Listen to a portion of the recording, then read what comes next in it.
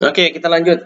Tadi kita sampai di fetch. Fetch itu adalah jarak tanpa rintangan di mana angin sedang bertiup. Oke, perhatikan gambar di sebelah kiri ini, yang gambar blok air ini. Pertama, ketika angin bertiup, dia akan membentuk sebuah, ini bagus nih, bagaimana sebuah gelombang terbentuk. Dia akan membentuk pertama capillary waves.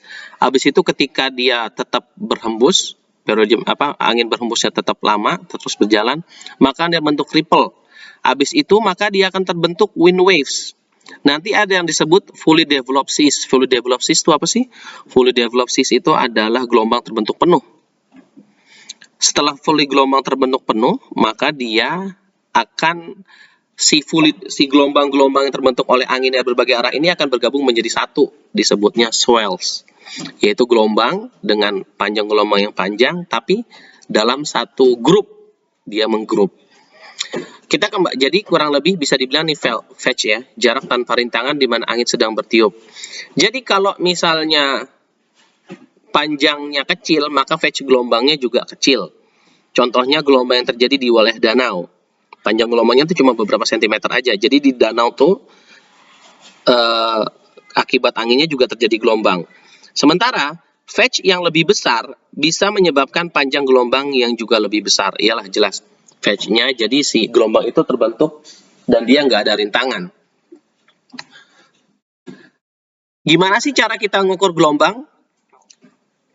Please note bahwa ketika kita mengukur gelombang di lapangan, yang diukur ada dua. Tinggi gelombang, biasanya dalam satuan meter, dan periode gelombang dalam satuan second atau detik. Ini salah satu contoh nih, wave gauge, ultrasonic wave recorder. Alat ukurnya ditempatkan di atas permukaan air. Ini ditempatkan waktu itu di atas platform minyak oil and gas. Jadi, kita lihat bahwa ada alatnya nih, seperti sebelah kanan ya. Ini Senix ADT ini salah satu brand. Jadi jangan dipikirkan brandnya. Dia ditaruh di atas platform, ditaruh di atas sebuah holder yang didesain khusus, habis itu ditaruh, terus dia mengukur. Ini salah satu alat yang ditaruh di atas permukaan air. Ada lagi berikutnya, alat gelombang yang ditaruh di permukaan air. Ada yang digantung gitu ya, sama modelnya, atau ada yang ditaruh di dasar laut. Tapi biasanya kalau di dasar laut nih, ditaruh di bawah tuh dia fix gitu. Itu untuk perairan yang dangkal, di dekat-dekat pantai itu. Nah, pertanyaan saya nih ke teman-teman, coba tuliskan di grup. Menurut kalian, fenomena apa sih? Bukan fenomena. Dengan menggunakan prinsip, diulang pertanyaannya, gelombang apa sih sebenarnya yang digunakan untuk mengukur tinggi gelombang ini? Coba menurut kalian apa? Coba taruh di grup. Apa namanya? Itu satu. Yang kedua adalah bagaimana sih biasanya mekanismenya, harusnya udah kebayang. Mekanisme dari pengukuran ini. Oke? Ini pengukuran langsung di lapangan untuk gelombang. Sekarang juga sering digunakan, yaitu dengan menggunakan satelit.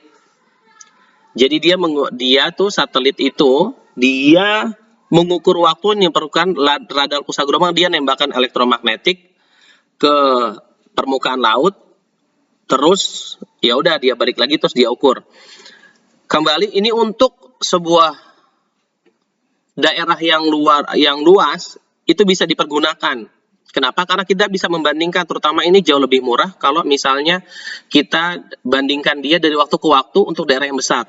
Tapi kalau untuk keperluan misalnya detail engineering design, misalnya kita mau bangun pelabuhan, membangun tadi platform platform oil and gas, membangun breakwater, maka mau nggak mau kita akan berbicara tempat yang lebih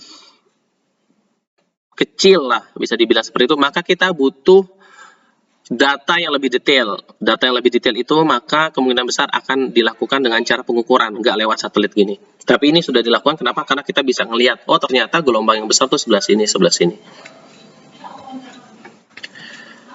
Ini contoh hasil pengukuran data gelombang ya. Kalau kita lihat, data gelombang itu bentuknya nih pasti acak tapi berulang. Ini saya ambil dari paper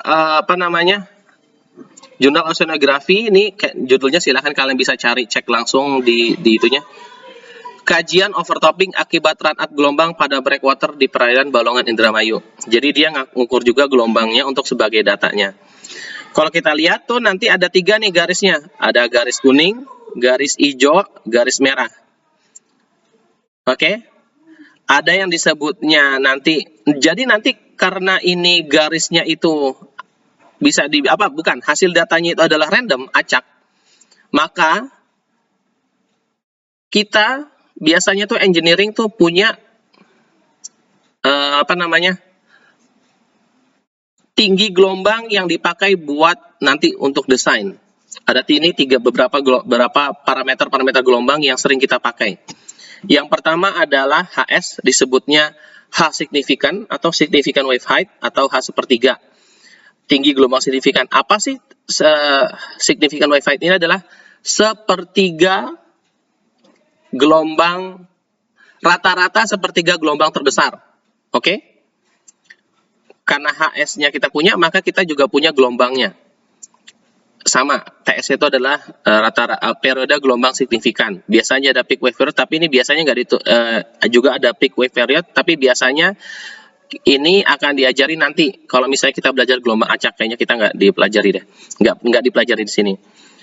Oke, 2 ini dulu yang saya mau kasih tahu, yaitu significant wave height, rata-rata sepertiga gelombang tertinggi dan periodenya. Semoga dimengerti. Sekarang kita coba nih contoh penghitungannya ya. Bentar. Oke, contoh nih. Misalnya kita punya data hasil pengukuran lapangan. Ini ada 10 nih ya, data seriesnya.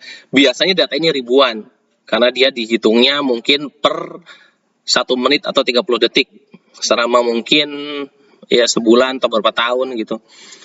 Oke, misalnya kita punya data nih, 10 data di hasil pengukuran di lapangan.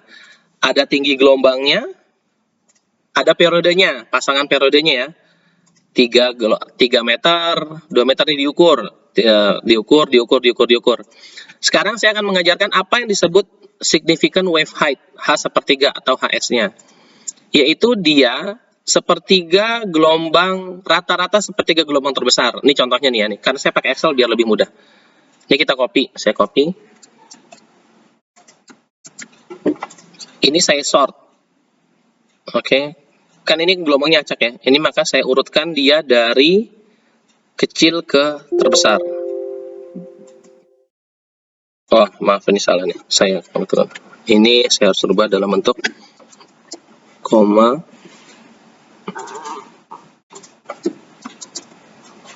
Oke, pertama kita urutkan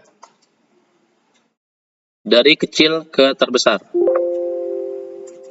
Oke, lihat bahwa dari terkecil 0,5 meter sampai ke 4 meter dengan pasangan gelombangnya. Oke, apa yang disebut dengan H significant wave height adalah rata-rata sepertiga gelombang tertinggi. Ini ada 10 nih, 1, 2, 3, sampai 10. Maka rata-rata sepertiga gelombang tertinggi itu berapa? Sepertiganya adalah yang ini. Oke? Berapa rata-ratanya? HRMS-nya? Ya sama dengan kita rata-ratain aja. Rata-rata dari sepertiga gelombang tertinggi. Berarti ini ya. Tuh. Ini saya blok. Ini HRMS-nya. Jadi semuanya dalam meter, ini dalam second. Periodenya gimana? Periodenya ngikutin rata-rata dari periode sepertiga periode tertinggi.